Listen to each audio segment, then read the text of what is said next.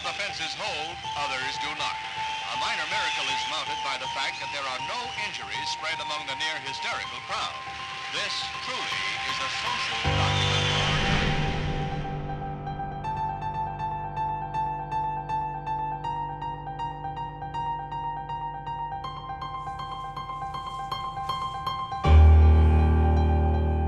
What interests me, how do I pick my subjects? They very often come from little clippings I see in a newspaper or something, and I've always kept clippings of things that interested me. I just cut them out. I have files of these things, and if I find I get quite a lot of them, I think, well, that's interesting. I think it was McCullum who actually said that David was interested in tinsel society. I found it much more fun looking at something like ballroom dancing, which masses of people do, but I was fascinated to find out why they wanted to do it.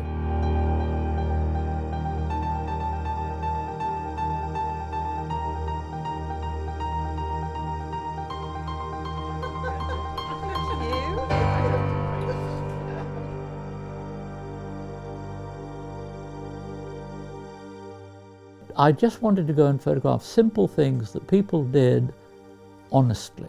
Most of my life is what I call seeing, looking, and recording. My name is David Hurn, and I'm a photographer.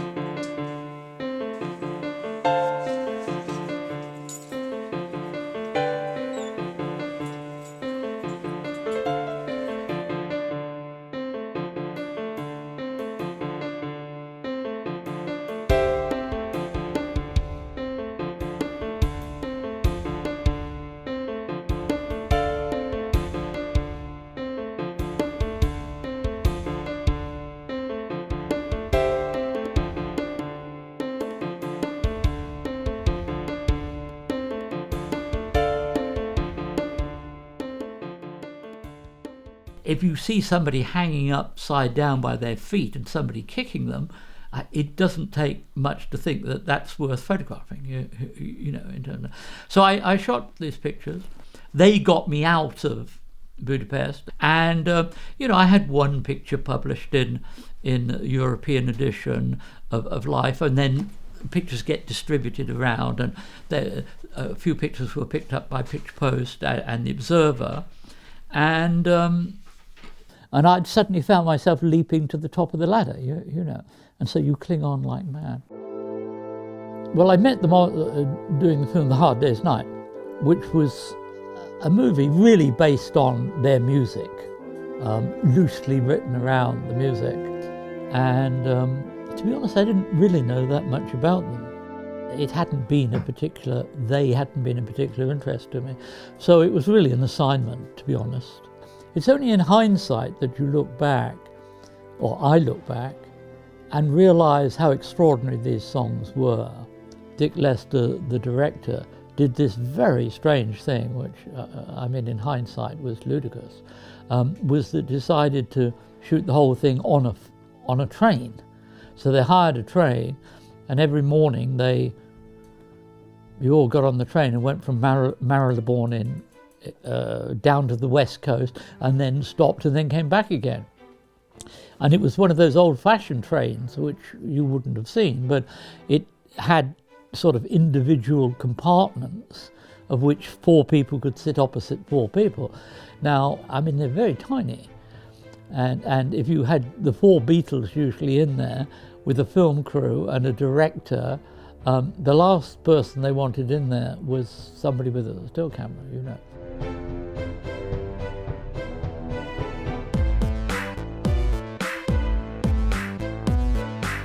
The train had to stop at certain times, and I elected to leap out and to try and do pictures. I had to be very careful that I could get back on the train, otherwise it would be gone. So I have quite a lot of pictures like this of the crowds, you know, this adoration thing. I found that much more interesting, frankly, than them themselves. I remember I would go out in the car and I'd drive my car, and if they were in the car with me, you could not stop at a red traffic light. If you stopped at a red traffic light, you were mobbed. So we learned that you just had to go through the traffic lights, and the police, if they saw you, they'd let you through. You know, I mean, it is extraordinary. I mean, why these people are not terrified, I have no idea, because mobs of people become extraordinary. Visually, people, you know, went and cut their hair like the Beatles did. They wore suits, but I would have thought no more than, say, the Rolling Stones. It's just that you had a different type of audience, so that if you went and saw the Beatles, I've always felt that the audience was visually almost like going to a Billy Graham meeting. It was almost like a religious fervour, whereas if you went to the Rolling Stones, it was a much more sexual kind of audience. The fervour was a sexual thing. And with the more famous groups, I think you could see that. I suppose I liked the aggressiveness of the Stones more than the Beatles. Again, people don't realise that the Beatles were the tidy ones. They were the ones that mums quite liked. You know, they by and large wore suits and things, and even if their hair was a little bit long, it was tidy long. You know, they didn't look like roughnecks, etc. They were fun to meet, etc. And they had very distinct personalities. I got on with Ringo more than any of them. I think because I guess his background was more me. Paul was strange. Paul was slightly aloof. John was obviously the bright, brainy one. And George was interested in being the greatest musician in the world. I mean, he was the one that really played well and went out of his way to learn to play better and better.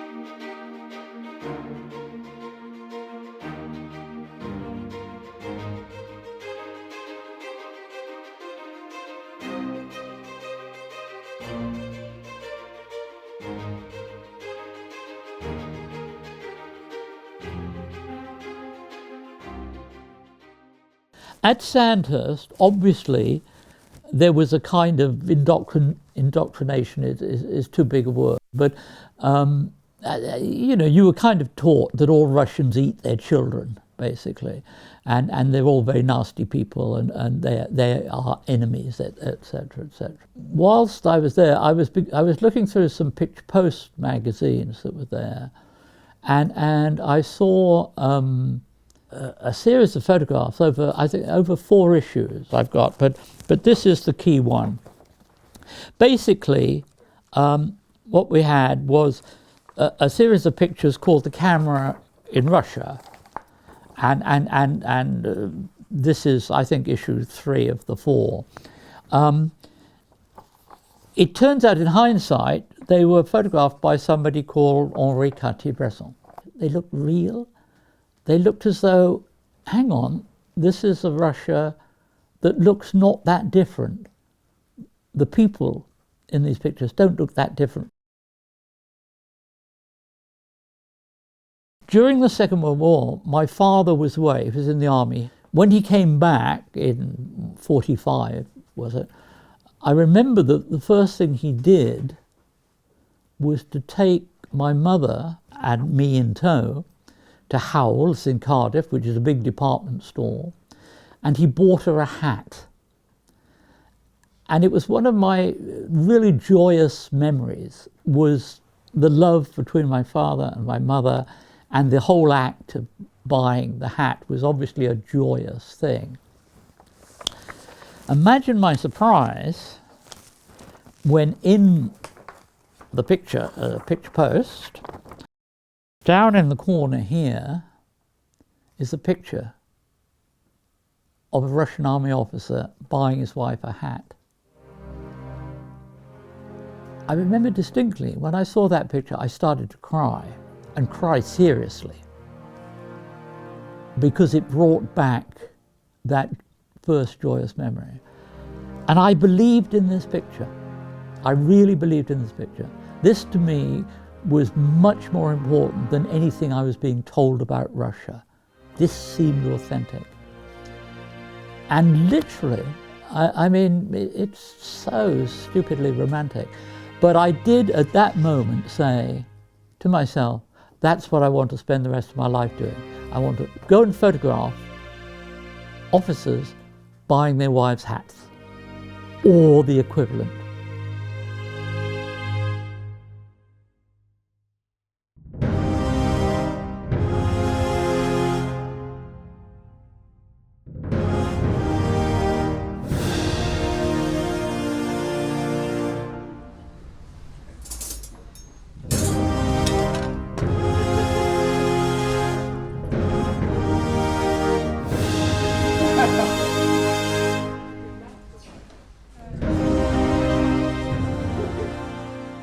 And from the past, I'd done a book on 100 people in Wales that I thought were enriched my life, I said at that time.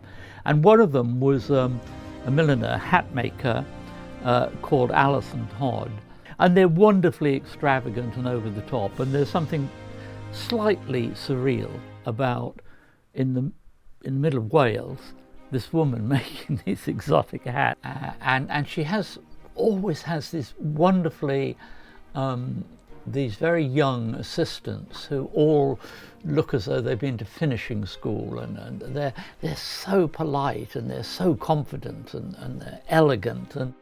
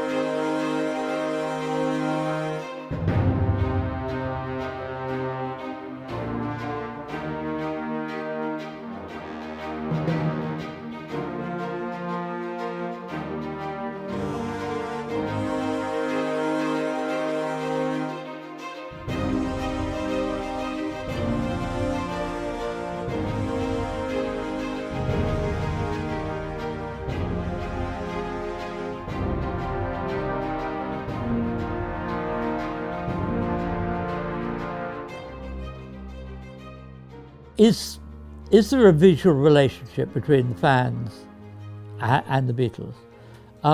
Because the fans are out of control in a way, and the Beatles are in theory under control. And so in a way you have that tension between the famous and the people that are trying to be connected to the famous in some way.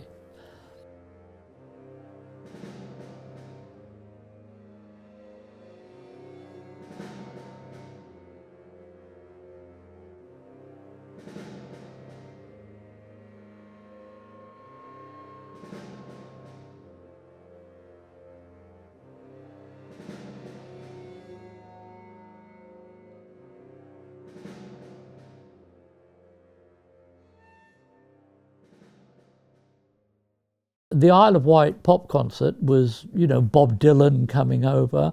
It was a pretty obvious thing to go to in any case. It was slightly posher for me because at that time I was extremely friendly with Jane Fonda, and so we flew in by helicopter, which is a pretty grand way to be there, which meant that, one was backstage and all that sort of stuff.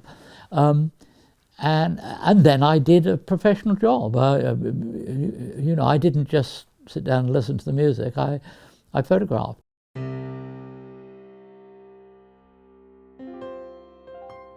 When everybody's on the beach and suddenly somebody decided to take their clothes off, and then everybody took their clothes off, and it was really funny because the camera crews felt embarrassed to be filming with everybody with their clothes without, so they all had to take their clothes off. So you had this wonderful thing of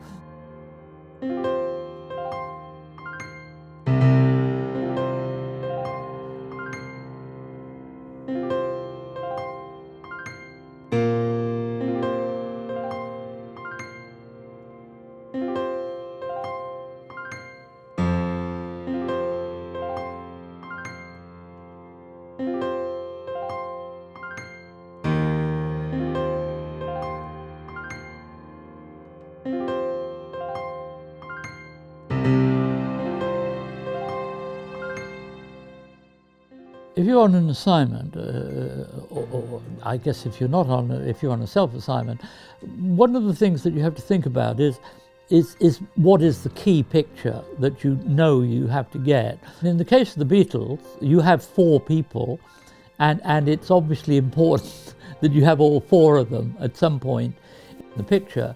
And not only do you have all 4 in the picture, you need to be able to recognize all 4 of them. And I arrived at the studio where they were not only recording music, which is Abbey Road studio, the famous studio, but they were also going through on the piano, talking about music and the script, etc. And I realized that the 4 of them were there together, and therefore I was searching for this thing. And they go into the studio and they're round the piano. And I'm just having to move 6 inches to the left, 6 inches to the right, trying to get the 4 of them into some kind of geometric design which projects a kind of feeling. That's what you're doing all the time. Pictures are about content, and then out of that happens to come what we call styles. So you're moving around all the time trying to get it. But when you look at these very subtly, it becomes pretty obvious to me that this is the clearest picture that works as a geometric design.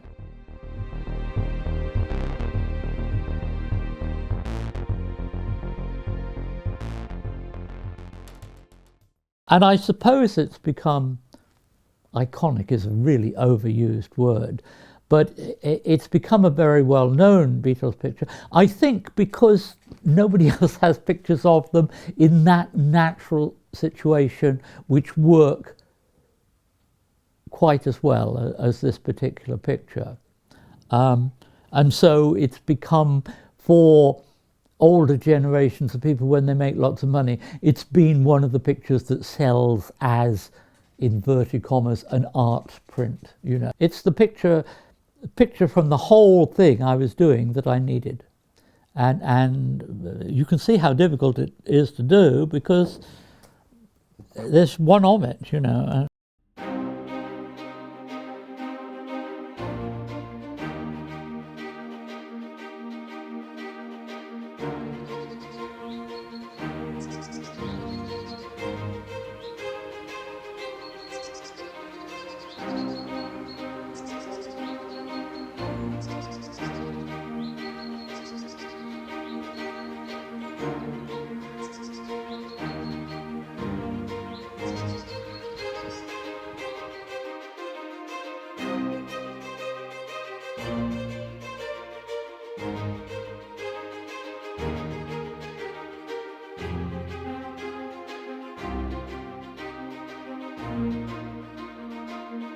I was in Wales, my country, and that we very often talk about Welsh culture. And I said to myself, what is Welsh culture? So I thought I would try to explore what the word culture means to me. So I thought that I'm a photographer. If I just went and photographed them within these things, perhaps I would end up with a jigsaw puzzle called a book, and that would be for me what is my culture. I made the choice that I would prefer to meander around Wales most of my life.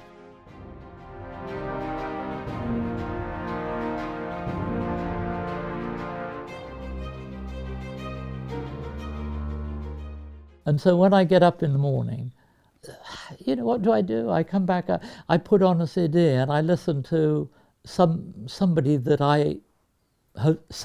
enriched my life. And I enjoy making coffee. I enjoy the fact that the best is, it takes 21 seconds for the coffee to come through.